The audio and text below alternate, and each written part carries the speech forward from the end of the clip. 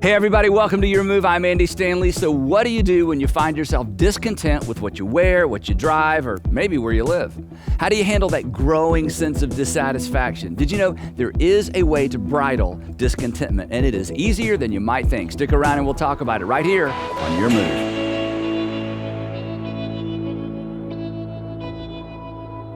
So this week is a really important week in the life of America, and it happens every single year on this very same week. This week is the hinge point in the rhythm of American culture. This is the point in the rhythm of our culture. This is the point where we pivot from thankful for to I want more. This is where we pivot from grateful to a cart full, right? We spend one day being thankful, and then we look at a month where we get our fill. But the point of this is, it's not really all of our fault. We're all guilty of this as we transition from Thanksgiving to Christmas, but it's really not all of our fault. So here's what happened. 8 days ago, this is embarrassing, but we're friends. 8 days ago, I said, Sandra, don't throw away any catalogs. I want to use them as a visual aid. 8 days. These are catalogs that came to our house over the last 8 days. I don't know how there are any trees in the world, okay? And the problem is, I was perfectly fine with everything I had until these things start showing up, and they just multiply like rabbits. I don't have the right glasses, the right eyewear. I don't make the right kind of cookies. I don't have the coolest fishing equipment. I don't fish, but when I looked through this magazine, I wanted to start fishing. I don't have a large enough television. I don't have a cool enough decorations in our home. I need a little more pottery in my barn. I don't even have a barn, but now I kind of want a barn so I can put pottery in my barn. Anyway, it just goes on and on. I look through these things and I just feel like the biggest loser, right? And we're just constantly dissatisfied with what we have because we live in a culture that constantly reminds us of what there is. This is, if we're not careful, and this is why I want to talk about it for just a few minutes, this becomes pretty quickly the season of discontentment. Dissatisfaction with what we have and dissatisfaction with what we can't afford. And the realization that while we have food to eat, clothes to wear, transportation, music to stream, smarter than ever phones and flatter than ever televisions, this is the season where we're reminded that it all needs to be upgraded. Now, you won't believe this. Some of you are old enough to believe me. Most of you won't believe me. But once upon a time, this is crazy. Once upon a time, people used things until they broke. I know, it's crazy. I mean, who would do that? I mean, you're going to keep that thing till it breaks, right? I mean, haven't you seen the newer one, the faster one, the cooler one? Yeah. Once upon a time, people in our country, they kept things until they broke. And then, get this, when they broke, you know what they would do with them? No, not throw them away. They would fix them. I mean, how stupid is that? Why would you fix something? I mean, the great news when things break is you get to get a new one, right? And then also, once upon a time, people would improvise. If they didn't have something, they wouldn't go get something. They would look at what they had, and they would use what they had in order to do what they needed to get done. Now, my problem is this: just about every day, I see one of just about everything I don't have. Just about every day, I see one or a picture of one of just about everything I don't have that I didn't know that I needed until I saw it. And it's just so happened that someone happens to know that I might also like. And that what I'm looking at is actually related to items that I've already seen. And somehow they know that customers who bought what I'm buying also bought, and that what I bought is also oftentimes frequently bought with other things, and they know exactly what I'm buying and how it goes with other things. So how in the world do you stay content in a world where everybody knows what you're buying and what you're thinking, and they just keep dangling it out there in front of you? And the problem, come on, if we're honest, the problem is not what we don't have. It's awareness of what we could have. And herein is one of the most important principles that you're ever going to hear, and it's certainly not original with me. And if you're not a religious person or a church person or a Christian person, this has nothing to do with religion or Christianity, but this is important, and this may save you down the road. So let me just throw this up here on the screen, okay? Awareness. Our problem is awareness. Awareness fuels discontentment. That's why I'm so discontent, because I know what there is out there. The reason you're so discontent with what you drive, where you live, how high your ceilings are, and what color the hardware is on your doors, and it just goes on and on and on, is because you're so aware of what other people have, and you're so aware of what's available. Awareness fuels discontentment. This explains why getting more stuff doesn't solve the problem. Getting more stuff doesn't actually make you feel like, oh, I'm full, I got enough stuff, right? It doesn't even reduce the appetite. In fact, it's just the opposite, because our desire for stuff is an appetite. And like any appetite, if you feed it, what happens to it? It grows. It doesn't go away. I mean, just because you've had a great meal, you push away from the table and go, I'm full. And 3 hours later, you're looking through the refrigerator. Why? It's an appetite. And feeding it doesn't shrink it. Feeding it expands it. And we live in a world, I live in a world, I'm living the same world you do, that every single day, somebody's trying to feed that appetite, and I'm never fully satisfied. Now, to be fair, there is nothing sinister. There's nothing sinister about good marketing, and there's nothing sinister about great advertising, but there is something unsettling about too much credit card debt, right?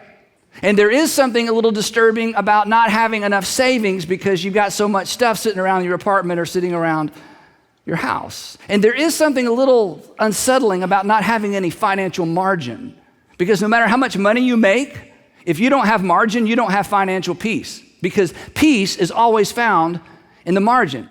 Now, the other thing that you need to know as we talk about this is not all discontentment is bad. In fact, there's some good discontentment. If you have a bad habit and you are sick and tired of that habit running and ruining your life, and you decide, you know what, this is the year, I'm getting rid of that habit. I'm so discontent with where I am because of the money I spend on this habit and what it's doing to my health, that's good discontentment, right? If you are sort of in a cul-de-sac in your career and you're just not going anywhere, and you're thinking, I want to do better, I want to finish school, I want to get a master's degree, I want to get a different job, I need to move on with my life, and you're discontent with where you are, that's a good kind of discontentment. In fact, dissatisfaction and discontentment have led to some powerful things, some great things. In fact, discontentment has led to solutions for some of the world's biggest problems. The problem of poverty, problems as it relates to hunger, joblessness. Illnesses have been cured because people were so discontent with the fact that what an illness was doing to a certain or a specific region of the world, they just focused their time and attention there. They just thought to themselves, this just can't be, this is not all right with me. People have found ways to create and find clean water in regions of the world where they need clean water. Why? Because they just thought to themselves, it just can't continue to be this way. They were dissatisfied with the status quo. But here's the thing. The people that change the world and the people that make the world a better place are not controlled by the discontentment that controls most people. The people that allow this discontentment to drive them to do great things, to make sacrifices, to move, to invest their lives and their talents in things that really aren't ever going to benefit them in the long run. These are people who are somehow free oftentimes from the discontentment that plagues most of us. And therein is the secret of taming the beast. You tame discontentment not by deciding, I'm not going to be discontent. No, you have to replace it with something. And when you do, you will discover life. Now, to kind of flesh this out and just give us some handles, the Apostle Paul, 2,000 years ago, wrote a letter to a guy that he was bringing along to take his place one day, a fellow named Timothy. And in this first letter to Timothy, 1 Timothy, the Apostle Paul makes some statements and makes some comments about contentment that are so powerful that I thought we should look at them for the next few minutes as we move into this new season in the year. And in fact, the first statement we're going to look at is so rich, it's so powerful that even if you're not necessarily a Christian, but you may believe there's some kind of God, I would suggest you write this down, maybe take a picture of it or find it later, and just let it sit somewhere for the next few weeks because it is packed full of goodness. Here's what the Apostle Paul writes to Timothy. We're jumping in the middle of a conversation. He says this, but godliness, I'll come back to that, with contentment is great gain. But godliness with contentment is great gain. Do you want to gain something? Yeah. He says, all right, let me tell you how to get more. Godliness with contentment is great gain. Now, godliness shouldn't scare you off. Godliness simply means God-likeness. So you're thinking, well, how can I be like God? That's a great question. The New Testament answers that question. The New Testament teaches, the New Testament authors write that if you want to be like God, the way that you can be most like God is by putting other people ahead of yourself. That God-likeness is being more loving. Why? Because God is love. So if God is love, the more loving you are, the more you put other people first, the more you let other people go first, the more you put yourself second, the more like God you are. That's the gospel. So Paul says, look, if you want to gain a lot, here's how you do it. You put other people first, and then you decide, you know what? I'm fine with what I have. I'm fine with what I have. To which we say, but Paul, we're Americans, okay? Our economy would collapse if we did this, okay? We're Americans and we're not buying it because we're so busy buying other things. So Paul says, well, I'm not finished yet. Let me explain. So the next word is for. We brought, this is such a big idea. It's so obvious we just rush right by it. For we, that's all of us, brought nothing into the world. What does that have to do with anything, Paul? For we brought nothing into the world. In other words, you have value way beyond what you have. That you were of value before you owned a thing. So to grow up as an adult and somehow equate your value with things is a mistake because you brought nothing into the world. And then he gives us the corollary. He says, and, you know this, and we can take nothing out of it. You're not leaving with anything. In fact, you're leaving everything. Which brings us to a very disturbing question. In fact, I hope this question disturbs you for at least a month. It should disturb us our entire life. Here's the question. Other than stuff, what will you leave behind? Other than stuff, what will you leave behind? You're going to leave behind your stuff. You are more valuable than stuff because you showed up without any and you're going to leave here without any. So somewhere in the middle, we get all caught up in stuff. But when you leave, other than your stuff, what are you going to leave behind? This is a question that should just be front and center all the time. And if you allow it to be front and center, I make you a promise. It will curb your discontentment. It will curb your quest for stuff. You might become one of those extraordinary people who devote your life to something that has caused you to be discontent because of the way it's affecting and negatively affecting the world or someone in the world. And then Paul steps back and he says, Timothy, now let me tell you how I'm working this out in my life. Here's what he says. But if we, talking about himself and his traveling companions, he had a bunch of guys that traveled around. He says, but if we have food and clothing, we're going to be content with that. Now, this leads us to another question. And that's this. What did the Apostle Paul leave behind? This should cause all of us to stop and reconsider our whole lives. Do you know what he left behind? He left behind letters that shaped Western culture for 2,000 years. Wow. Yeah, but what about your stuff? I don't have any stuff. I'm not choosing to leave behind a bunch of stuff. I think I'll just help shape the world for 2,000 years. Do you know what else he left behind? He left behind theology. I wish I had time to talk about this because I love to talk about this stuff. He left behind a theology that would eventually disrupt the Roman Empire. So Paul, what are you saying? Paul's saying, I'm just telling you, you want great gain? You got to take your focus off this stuff. There's nothing wrong with it. But the problem with this stuff is you'll get to the end of your life and all your life will be about is this stuff. And that's not bad. That's not morally wrong. It's not a sin. It's just, don't you want more? Don't you want there to be something left behind that's not a thing? If something were to happen to you today, come on, if something were to happen to me, what have we left behind? It's a big thought, isn't it? You should read the New Testament. He goes on. He says this is amazing. Those, and this is convicting, those who want to get rich fall into temptation and a trap. Now, in other words, there are specific temptations and there are specific traps for people whose focus is more. And if I were to say to you, do you know what those traps are? The correct question would be no, because they're traps. If they weren't traps, we would know what they are, but we don't know what they are. And it's why you think, come on, you think this. It's why you think if you won the lottery, you'd be able to handle it. No, I could handle it. No, these other people, they wreck and ruin their lives and their families. No, but I could handle it. You know why you think that? Because you've never stepped into one of these traps. You don't understand the temptation that comes with wealth. And you don't understand the trap or the temptation that comes with the focus on accumulating wealth. And this isn't for rich people. This is just for people for whom that becomes a focus. And he goes on, he says, not only that, and temptation and trap, and into many foolish and harmful desires, this is a powerful little Greek term, that plunge people into ruin and destruction. You know what plunge is? You're driving along, everything's fine. All of a sudden, there's no road. Plunge into the ravine. You're paddling along, everything's great, and you plunge into the rapids. You step off, you think everything's great, and you step off a wall and you plunge into the concrete below. He says they think life's great, everybody's envious, everybody wants to be him, everybody wants to be her, and then one day they plunge into ruin and destruction. And his point is this, that unbridled discontentment, if you don't do something about this, it's dangerous. The discontentment is dangerous. It will plunge you into credit card debt. It will plunge you into a lease you have no business signing. It will plunge you into no savings. It will plunge you into no givings. Oh, I feel generous in my heart. I wish I could do more, but I can't do more because I've been reading these. It will plunge you, come on, it'll plunge you into more travel and less family.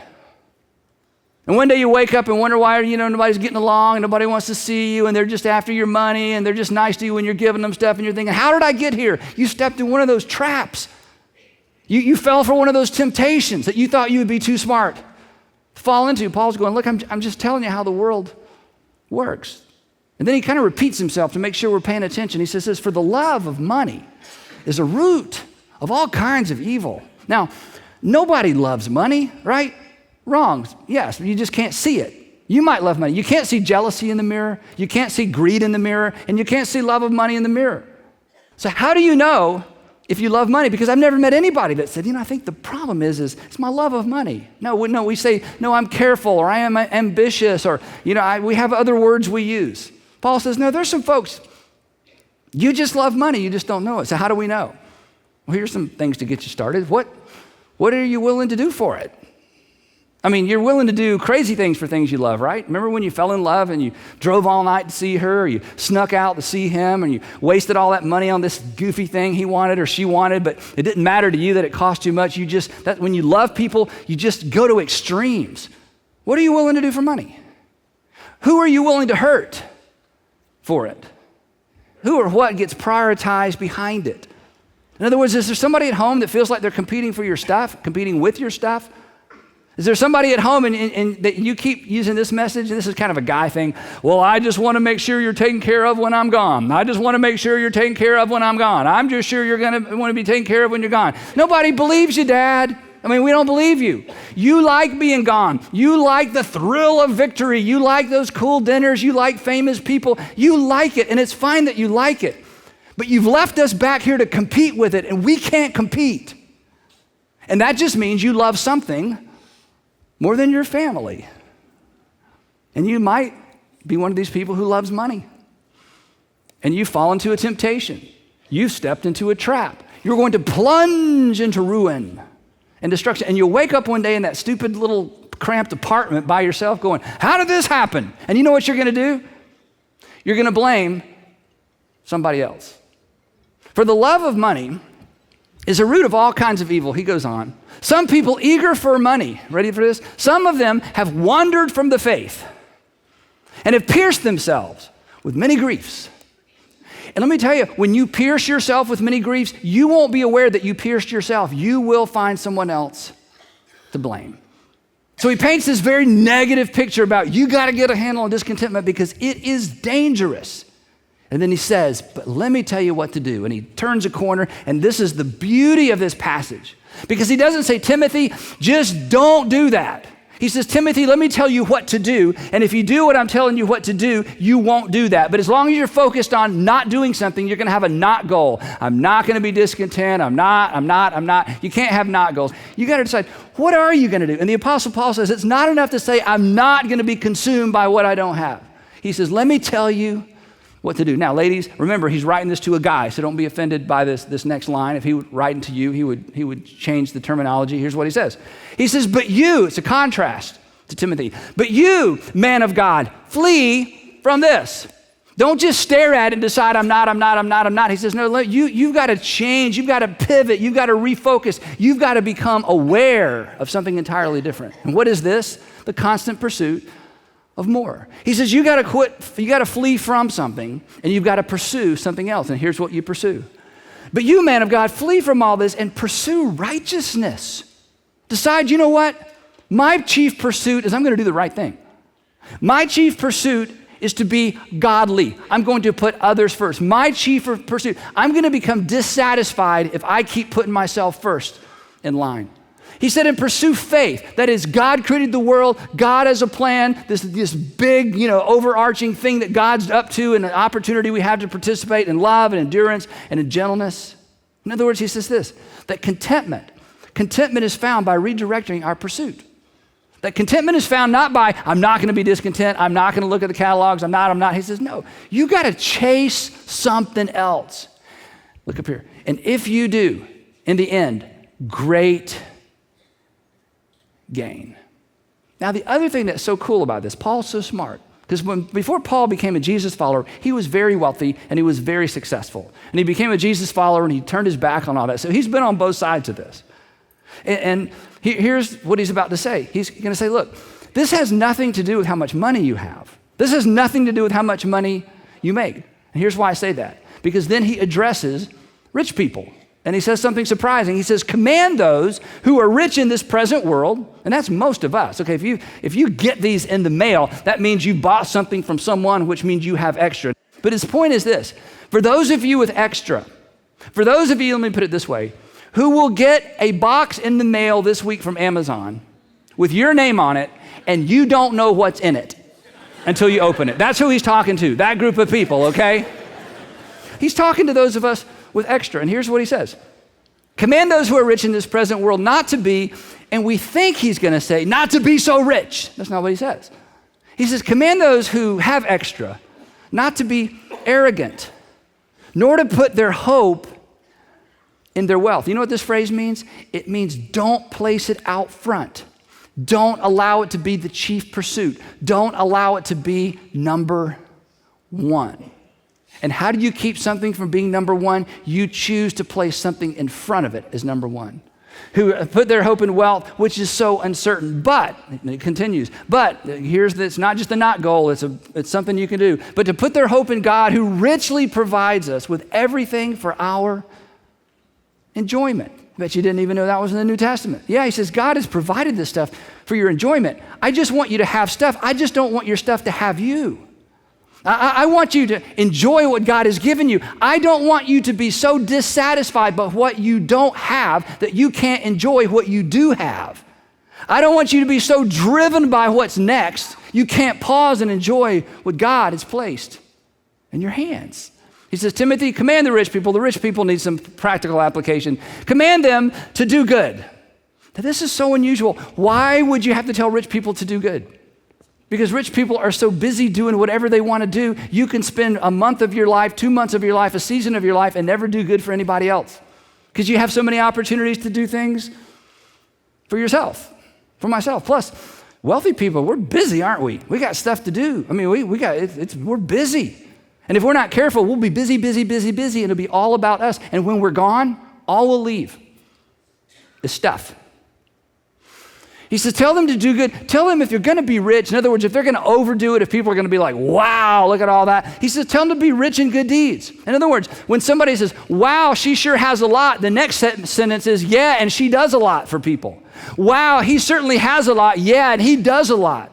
Wow, they certainly have amassed a lot. Yeah, but they do a lot. He says, if you're going to have a lot, you need to do a lot. You need to do more than the average person because you have more opportunity. And if you don't, you're just going to leave things. He's getting to the good part. And to be generous and to be willing to share. In other words, tell the rich people to develop a lifestyle of generosity, of doing, of giving, and sharing. Otherwise, they're just going to consume and hoard their way and have through life and have nothing to show. And then he gets to my favorite part. In this way, he says, in this way, in what way, Paul? In this way. What is this way? This way is by refocusing on doing good for others, by refocusing on godliness. I'm going to put other people first and other people's needs and other people's priorities ahead of mine. He says, in this way, they will lay up treasure for themselves as a firm foundation for the coming age so that, and then this is the music changes, it gets big, it gets bold, it gets loud, this is so intense. He says, so that, ready? So that they, he's talking about you and me, so that they may take hold of the life that is truly life. He says, if you will wrestle discontentment to the ground, if you will refocus your awareness, if you will allow yourself to be bothered by things that really need your undivided attention, not just where you live, what you drive, what you wear, and all these things. He says, if you'll do this, Paul, who's been there, done that, says, I'm telling you, at the end, you will take hold of life that is truly life. You will take hold of life-giving life. You will take hold of a life that is worth living. You will take hold of a life that leaves life in its wake and not just stuff. It's an invitation. Life becomes truly life when it's given away. This is how you leave something that's not just a bunch of some things. That is great gain. And this is why I remind you every chance I get, the value of a life is always measured. It's always determined by how much of it was given away. Every funeral you attend reminds you of this. The value of your life, the value of your life, the value of your life, the value of my life will ultimately be determined and measured by how much of my life and how much of your life was given away. The value of a life, you know this, is never determined by what was accumulated and consumed or hoarded. So Paul's right. Godliness with contentment. Great gain. So come on, let's do this, right? Let's just be different. Let's reprioritize. Let's enjoy what we have, but let's not be deceived. Let's not step off into that ravine. Let's not be plunged into some horrible thing relationally or financially because we never got a grip on this. We've been warned. Awareness of what there is that we don't have fuels discontentment. But discontentment, according to the Apostle Paul, and you're smart enough to know this, discontentment is bridled by redirecting our awareness. So, would you please, no matter what you have, no matter what you believe, would you please put someone or something ahead of yourself financially? And if you do, you'll enjoy what you have, but what you have will never have you. You're going to leave everything behind. I hope you leave behind more than things. I hope between now and then, you discover life that is truly life. And who knows? You may become one of those strange people who keeps things till they break.